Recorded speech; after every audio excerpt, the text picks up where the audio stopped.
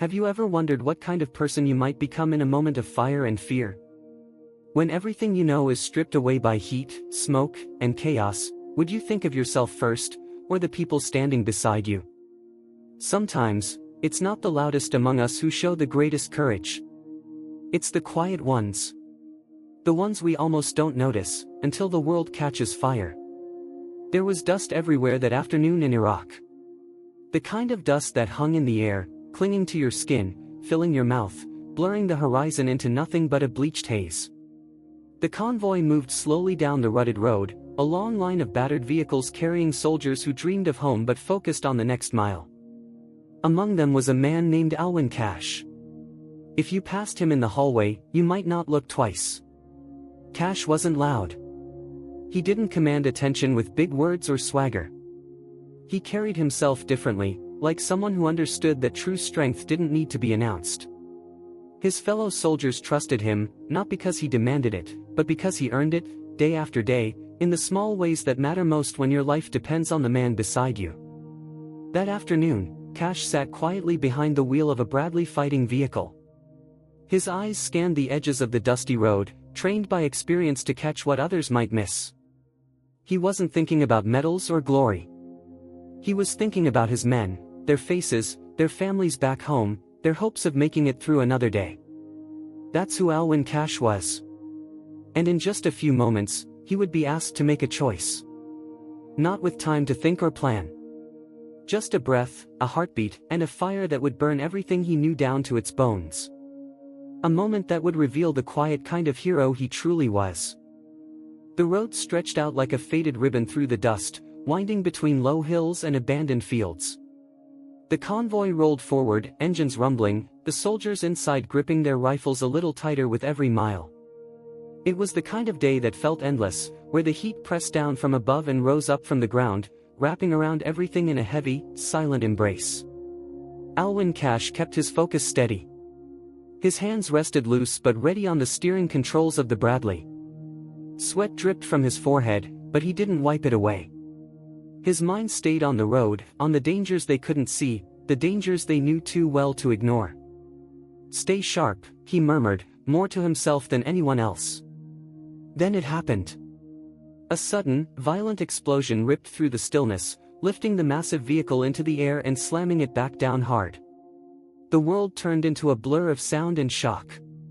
The impact knocked the breath from Cashe's lungs, and for a second, all he could hear was a ringing roar inside his head. Then came the fire. It wasn't the kind of fire you see from a distance. It was immediate. It was everywhere. Flames poured through the vehicle in a rush of heat so intense it stole the air right out of your chest. Smoke, thick and black, coiled into every corner, turning the familiar interior into a furnace. Cashe coughed hard, trying to clear the burning from his throat. He turned his head, looking back into the troop compartment. Through the smoke and the chaos, he could see them, his men. Trapped. Shouting. Trying to fight their way free. Panic flashed in their eyes. "Move! Get out!" someone yelled. Cashe's mind raced. He could feel the flames licking at his own uniform, but that didn't matter now. He knew two things. The hatch was jammed. And time was running out. A heavy groan came from the vehicle as metal twisted under the heat. Cashe forced himself to move, to think. He could get out. He could jump clear and save himself. It would be easy. No one would blame him. No one would even know. But that thought never fully formed in his mind. Because these weren't just soldiers. They were his responsibility. They were his family. Gritting his teeth, Cashe yanked at the jammed hatch with both hands. The metal burned against his palms, but he didn't let go. When it finally gave way, a wall of fire and smoke hit him full in the face, staggering him backward. Still, he didn't run. He dropped low, coughing, blinking against the stinging smoke, and reached inside. "Come on. I've got you," he shouted. He grabbed the first man he could find and dragged him clear, the soldier's uniform already smoking, the fabric peeling away. Cashe didn't stop to think. He didn't even pause. He turned back toward the fire. Back toward the screaming and the heat. Back toward the men who still needed him. The desert stretched out silent around them, uncaring. But inside that burning vehicle, a different kind of battle was being fought, one not for territory, or for politics, or for medals. It was for something simpler. Something sacred. A promise made quietly, 1,000 miles from home, between men who knew that sometimes, the only thing standing between life and death was each other. And Alwyn Cashe had made his choice. Without hesitation. Without fear. The heat was unbearable, the kind that felt alive, clawing at your skin and filling your lungs with smoke. But Alwyn Cashe didn't back away. He dropped to one knee outside the wreckage, coughing hard, his arms shielding his face against the fire. His uniform was already scorched, patches of it smoldering where the flames had found him first. He could hear them inside, his men, still shouting, still fighting to live. The air was thick, and the smoke bit into his eyes, but he forced himself forward, back toward the open hatch he had torn free. There was no plan, no training that could prepare you for this. Just instinct. Just loyalty. Cashe reached into the darkness, feeling blindly for a body. His fingers brushed against rough fabric, a sleeve, a shoulder. "Hold on," he rasped, voice broken and raw. He gripped tight and pulled with everything he had. The weight of the soldier was heavy, dead weight, the man either unconscious or too badly hurt to move. Cashe didn't stop. One dragging step after another, he pulled him clear of the flames and laid him on the ground a few feet away. The soldier groaned weakly, still alive. Cashe barely glanced down. He had no time. He turned back toward the burning vehicle without a word. A second trip. The fire had grown, leaping higher, devouring everything inside. The metal around the hatch glowed red-hot, but Cashe pushed forward anyway, his sleeves already charred, his skin blistering under the heat. This time, he found another man pinned against the side of the compartment, trying weakly to free himself. Cashe gritted his teeth, ducked lower, and grabbed him under the arms. The fire roared, a living thing all around them. It burned through the soles of Cashe's boots. It seared the exposed skin on his neck, his hands, his face. He dragged the second man out too, muscles screaming, every step a battle against the heat and his own failing strength. Another body out. Another life saved. Still, it wasn't enough. He could see movement inside, others still trapped, still waiting. Someone shouted from behind him, a medic or another soldier trying to pull Cashe back. "Sergeant, you can't. You're on fire." Cashe shook him off without a word. His hands were trembling now, his vision swimming, but he didn't hesitate. He went back in. There was no thought of himself anymore. No sense of how badly he was hurt. There was only the mission. There were only his men. The third trip was the hardest. The flames seemed to reach for him, wrapping around his legs and arms, clawing at his back. Pain blossomed everywhere, sharp and relentless. But Cashe kept moving, kept reaching, kept pulling.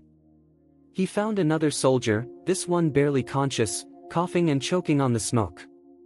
Cashe locked his arms around him and hauled him free, stumbling and falling to his knees as they hit the open air. For a moment, he stayed there, gasping for breath, his hands burned raw, his body shaking.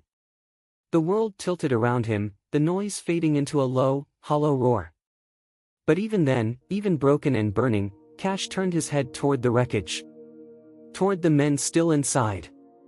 Because in his heart, in the deepest place of who he was, Alwyn Cashe had already decided.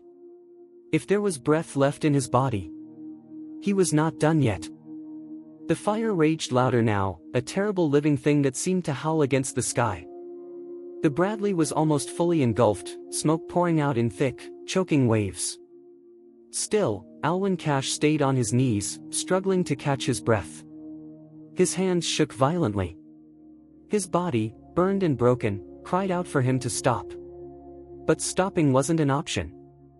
Another voice called to him, clearer this time. "Sergeant Cashe, you've done enough. Let us handle it." He turned his head, barely able to see through swollen eyes. A young medic stood a few feet away, panic written all over his face. Cashe didn't answer. He didn't argue. He simply tried to rise to his feet. His legs wobbled under him, almost giving out. But he pressed a hand to the scorched metal beside him, forcing himself upright. There were still men inside. The loyalty that bound him to them was heavier than the pain, heavier than the heat. It was the kind of bond that didn't have a word big enough to fit it. It lived in the small promises made long before the fire. I've got your back. I won't leave you behind. He staggered toward the hatch again. The flames reached for him like greedy hands. His gear, what was left of it, had been reduced to scraps. His skin was blistered, bleeding, raw in places where the fire had stripped it away. Every step was an act of will, every breath a small battle won. Inside the wreckage, he could hear them, still alive, still needing him. A rough, broken voice cried out.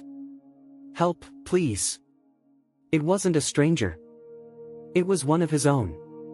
Cashe moved faster, ignoring the pain screaming through him.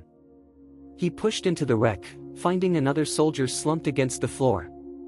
The heat was unbearable. The air itself seemed to fight him, weighing down every movement. You're gonna be all right, Cashe rasped, barely hearing his own voice over the roar of the fire. He hooked his arms under the man's shoulders and dragged him out, the soles of his boots scraping against the hot metal.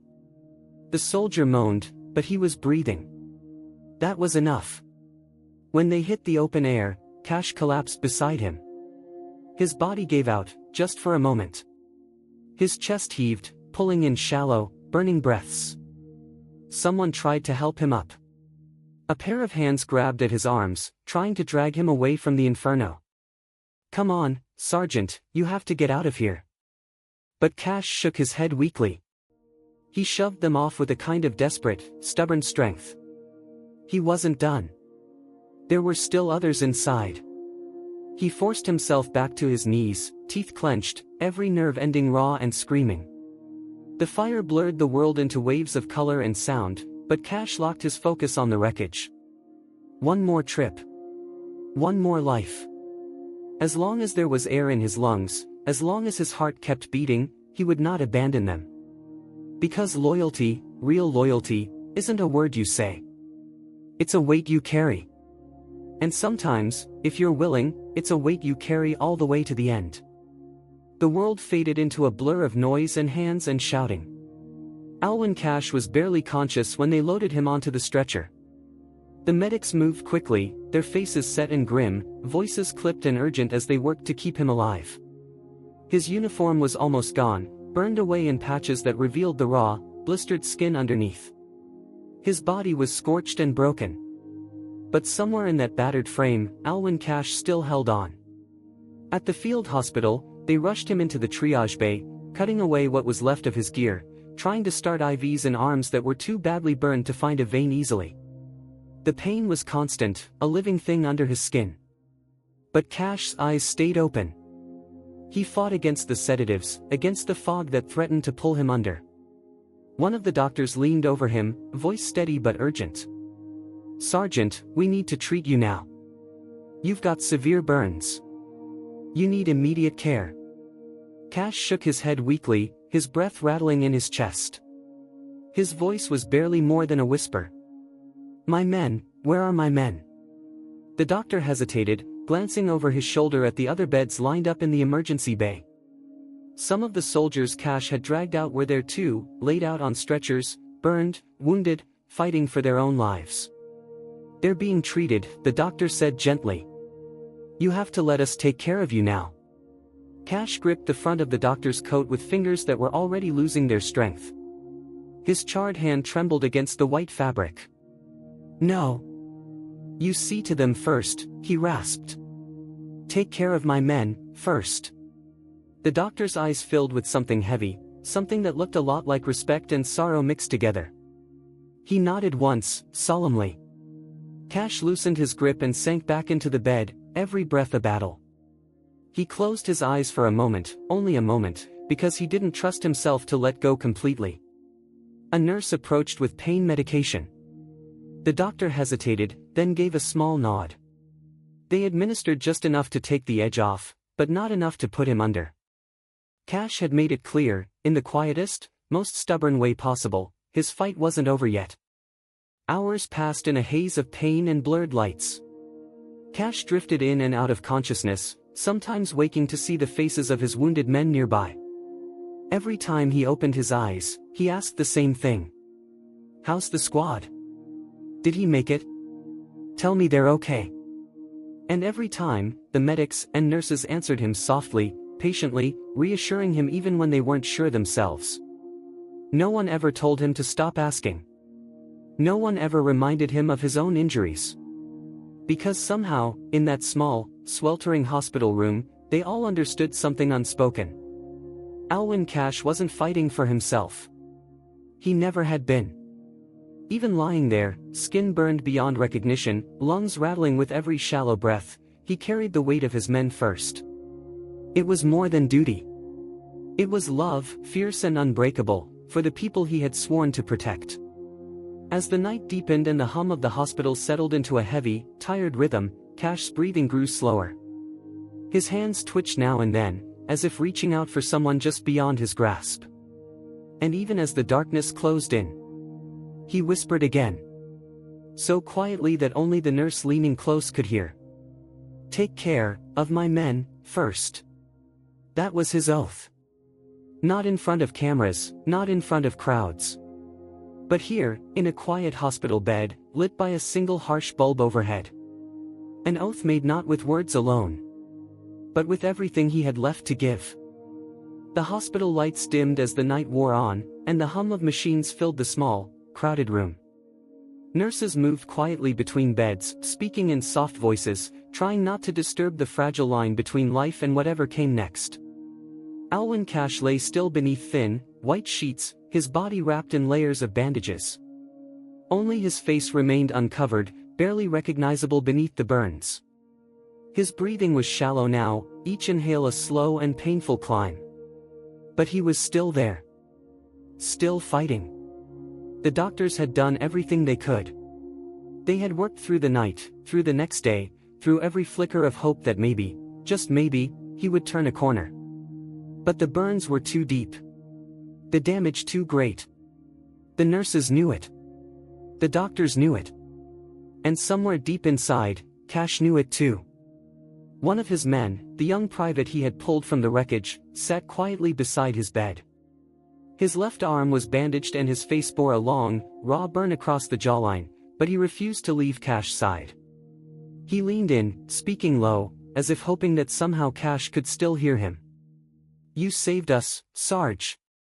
You didn't have to, but you did. We're still here because of you." Cashe stirred slightly, his head shifting against the pillow. A flicker of something, a breath, a twitch, passed over his face. He heard. It wasn't much. But it was enough. Later that afternoon, a chaplain arrived. He spoke quietly with the staff, removed his cap, and approached the bed with the kind of reverence reserved for places like this. He didn't give a sermon. He didn't speak of heroics. He simply placed a hand gently on Cashe's shoulder and whispered a prayer meant only for them. Another hour passed. Then another. The room settled into a heavy stillness, the kind that wraps itself around you when there are no more words left to say. Cashe's breathing slowed further. The monitors beeped their slow, inevitable rhythm. The young private leaned forward once more. His voice cracked with the weight of everything he didn't know how to say. "We'll take care of each other, Sarge. You don't have to worry anymore." A small, almost imperceptible exhale left Cashe's lips. His chest rose once more. Then stopped. The line on the monitor flattened into a steady hum. And just like that, in the quiet of an army hospital thousands of miles from home, Alwyn Cashe's fight came to an end. There were no grand speeches. No television cameras. No thunderous salute. Only a few broken soldiers, a chaplain with his head bowed, and the kind of silence that says everything words never could. In that silence, something powerful happened. A weight shifted. A promise settled. Not one made by Cashe, but one made by those who had witnessed what he had done. They would not forget. Not the fire. Not the courage. Not the way he had put their lives above his own without a moment's hesitation. And though the world outside the hospital kept turning, and the dust kept blowing across distant deserts, a few men carried something back with them, something sacred. The memory of a quiet man who, when faced with the worst of this world, chose loyalty, love, and sacrifice. And through them, through their lives, through the lives of the men he saved, Alwyn Cashe lived on. For a while, the world barely noticed. Alwyn Cashe's name was written down on paperwork, mentioned in reports, whispered in the tight circles of soldiers who knew the truth. But outside of those circles, his story faded into the endless noise of war. It should have ended there, another quiet loss in a conflict already heavy with them. But something about Cashe's sacrifice refused to stay buried. It lived in the voices of the men he saved, in the nurses who tended his broken body, in the chaplains and commanders who had seen with their own eyes what few ever would. Whispers grew into conversations. Conversations grew into letters. Letters to commanders, letters to Congress, letters that said again and again, "You don't understand. You have to see. You have to know what he did." His platoon mates spoke first, their words slow and careful, like men carrying something fragile and sacred. He went back into the fire. Again and again. He saved us when no one else could. He burned to save us. Their testimonies were stitched together into reports, formal and clinical, but under every word was a heartbeat pounding for justice. Alwyn Cashe had earned more than a passing mention. He had earned more than a medal tucked away in a forgotten file. He had earned a nation's gratitude. He had earned the highest honor. But bureaucracy moves slowly. It took years of petitions, reviews, and retellings. Years of frustration as paperwork was lost, as recommendations were delayed, as names changed in offices while Cashe's story stayed the same. Still, they did not give up. His family did not give up. His brothers in arms did not give up. One congressman after another picked up the cause. One secretary of defense, then another, was handed the files. Again and again, people asked, "How can we call ourselves a nation that honors heroes if we don't honor this man?" And finally, after more than 15 years of waiting, of pushing, of refusing to let the story die, America listened. In 2021, the President of the United States stood at a podium in the East Room of the White House. Before a small, solemn crowd, he spoke the words that should have been spoken long ago. He told the story of a man who chose to walk into fire, not once, not twice, but over and over again. A man who thought only of his men, even as the flames consumed him. Alwyn Cashe's name was called. And his family stepped forward to receive, at last, the Medal of Honor.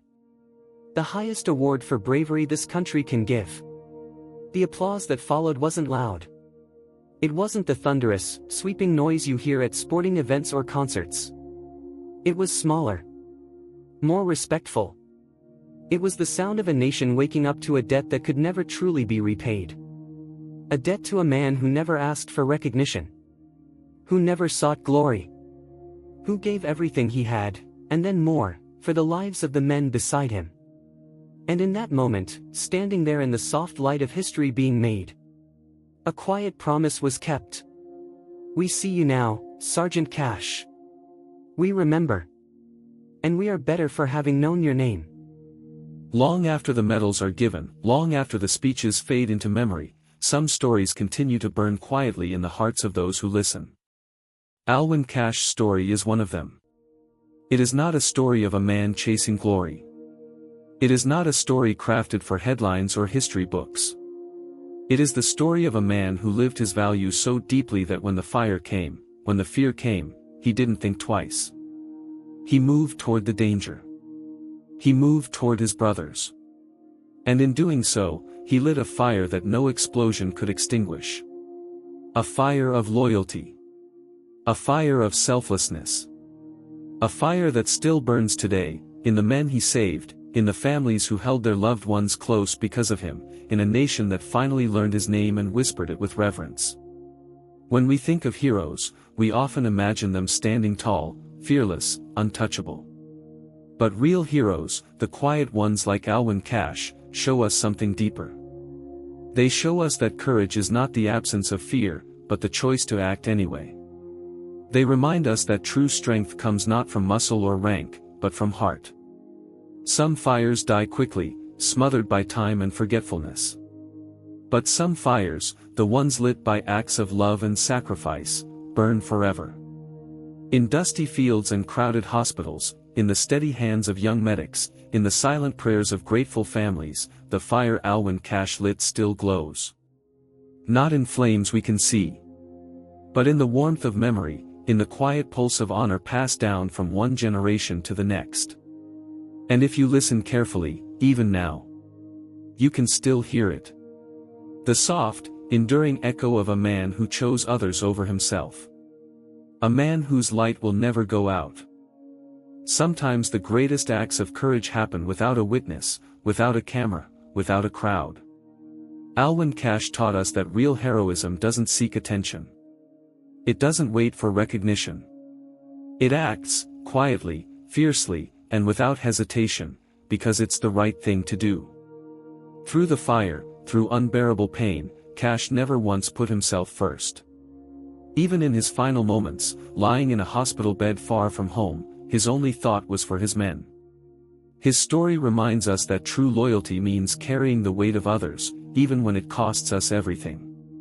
In a world often caught up in noise and self-promotion, Alwyn Cashe's life speaks with a different kind of power, a silent, steady flame that will never be extinguished.